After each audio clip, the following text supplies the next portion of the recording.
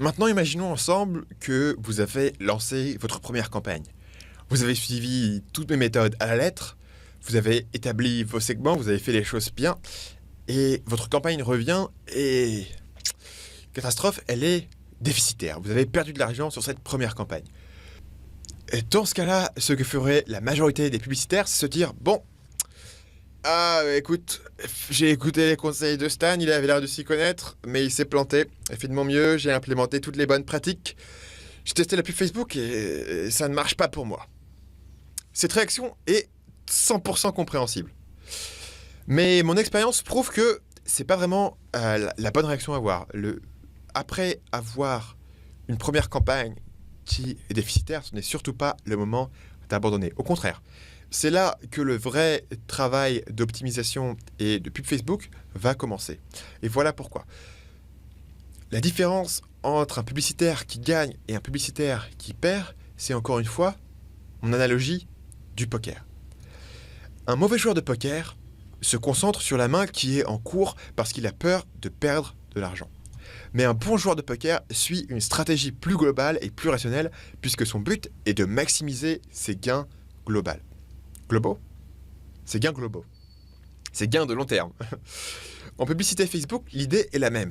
Un publicitaire médiocre va chercher la recette magique qui peut rendre sa campagne rentable. Comme il n'existe pas vraiment de recette magique, son succès initial va reposer plus ou moins sur la chance. Sa campagne est rentable, sa campagne n'est pas rentable, ça va être un petit peu aléatoire.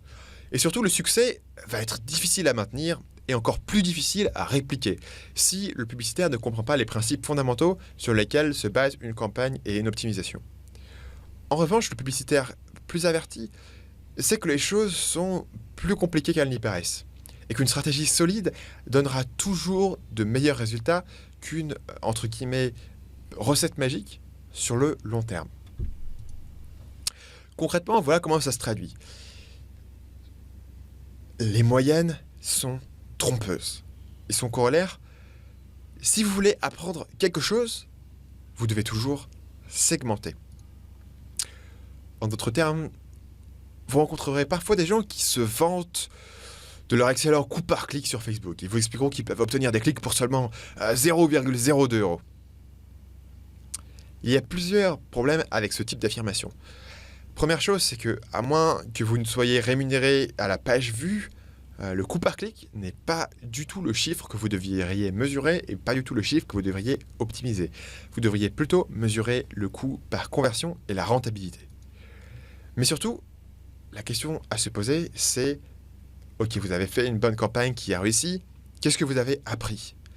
Est-ce que votre résultat est réplicable sur une nouvelle audience, plus important, ou est-ce que c'est un coût éphémère sur une audience minuscule ? Le problème, c'est que quand vos coûts finiront inévitablement par monter, puisque rien n'est jamais stable sur Facebook, est-ce que vous comprenez pourquoi votre campagne fonctionne ou ne fonctionne pas ? Est-ce que vous allez pouvoir prendre des actions correctives au fur et à mesure pour continuer à optimiser et pour continuer à performer sur la plateforme ? Prenons ensemble l'exemple d'une étude de cas qui a été publiée sur mon site il y a quelques mois. Je ne vais pas rentrer dans l'ensemble des détails dans cette vidéo puisque l'étude de cas est assez longue et assez détaillée. Si vous souhaitez la lire en entier, il y aura un lien qui se trouvera sous cette vidéo où vous pourrez lire l'étude de cas en entier. En l'occurrence, cette étude de cas est vraiment intéressante puisque vous allez voir comment on peut augmenter les profits de quasiment rien à des profits très généreux sur une campagne en seulement 4 semaines. Donc l'objectif de cette campagne, c'est de générer un maximum de prospects, sachant que chaque prospect vaut 8 € pour le client. C'est-à-dire que tant qu'on est en dessous de 8 €, on investit le maximum de budget sur la campagne. Pour des raisons de confidentialité, je ne peux pas vous donner le nom ou l'URL du client en question. Par contre, ce que je peux vous dire, c'est qu'il s'agit d'un institut de formation professionnelle post-bac.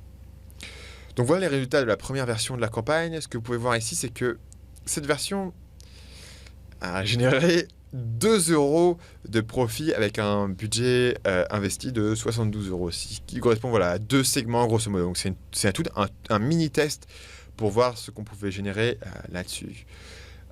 Étant donné les heures passées sur cette campagne, 2 € de profit, c'est pas vraiment glorieux. On peut considérer que la campagne est largement perdante. En revanche, ce que vous voyez, c'est que j'ai suivi mes propres conseils. Donc d'abord, le test a été mené sur une semaine avec des résultats qui vont être très fiables et rapides en termes de résultats, puisque c'est une seule semaine.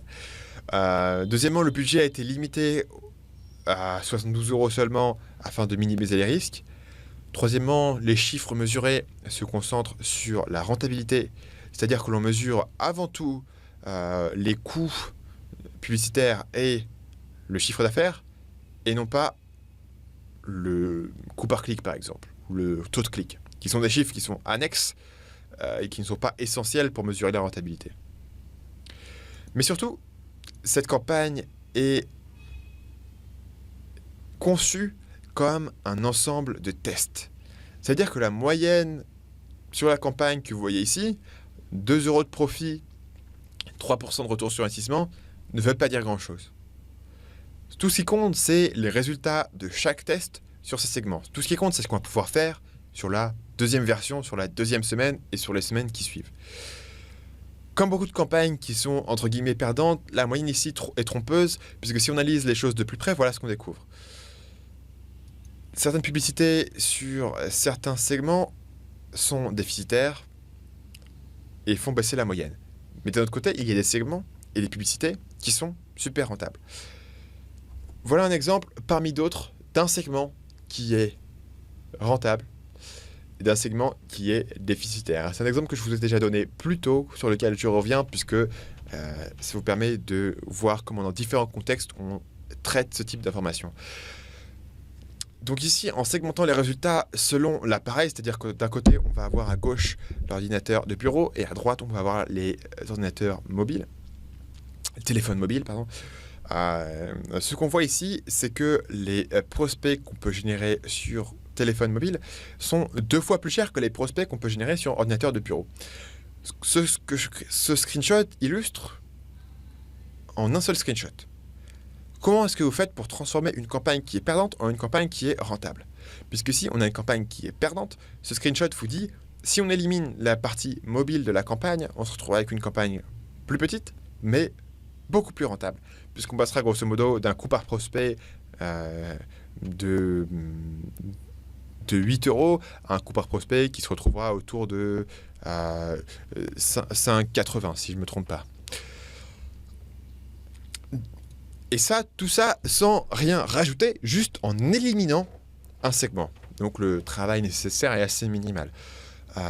Ici, voilà, le simple fait de retirer le budget de la campagne mobile et de le remplacer par du budget sur ordinateur suffit à faire multiplier les profits de cette campagne par x30. On fait passer le retour sur investissement de 3% à 47%. 47% qui est déjà en une deuxième semaine un retour qui est excellent. Donc le reste de l'étude de cas se poursuit sur le même système. Donc on commence par analyser les résultats, ensuite on formule une hypothèse pour tester ces résultats. Puis on met en place les tests pour valider ou invalider ces hypothèses. Puis on laisse tourner les tests pendant une semaine complète. Et enfin, on recommence le process en entier. D'où ce que vous avez ici, c'est le A, le H et le T. Et bien sûr, le fait de recommencer vous donne l'idée de la boucle. Voilà. Donc c'est un cycle que vous allez répéter en général une fois par semaine. Analyse, hypothèse, test, et vous recommencez. Conclusion, la campagne dont je vous ai parlé aujourd'hui n'utilise pas d'astuces secrètes que je suis le seul à connaître. Cette campagne ne repose pas sur une idée créative de génie, elle ne repose pas sur un coup de chance, puisque comme vous l'avez vu, il n'y a pas vraiment eu de chance, la première campagne n'était pas rentable. Cette campagne repose entièrement sur une application rigoureuse d'une stratégie qui fonctionne, et cette stratégie, c'est bien sûr la boucle à acheter. Le résultat, c'est une campagne qui génère en seulement 4 semaines un retour sur investissement de 67%. Ça veut dire qu'à chaque fois qu'on va investir 100 € sur cette campagne, on va en retirer 167 €. Et ce, de façon quasiment automatisée, ça tourne, voilà, ça a été fait, le travail d'optimisation a été fait. On va continuer à optimiser la campagne pendant de nombreuses semaines, puisqu'on veut toujours élargir le budget, avoir de meilleurs retours, etc. Mais vous avez ici l'idée, un exemple de à quoi ressemble la boucle à acheter très concrètement dans la pratique. Si vous souhaitez plus de détails, et je vous conseille d'aller voir l'étude de cas, j'ai mis le lien de l'étude de cas sous cette vidéo. Cliquez dessus, lisez-la à votre guise, voyez comment chaque étape analyse de façon rigoureuse différents paramètres, voyez comment certains tests donnent des résultats énormes et d'autres tests donnent des résultats négatifs ou des résultats neutres. L'idée est que vous allez voir dans la pratique concrètement comment fonctionne l'optimisation à acheter.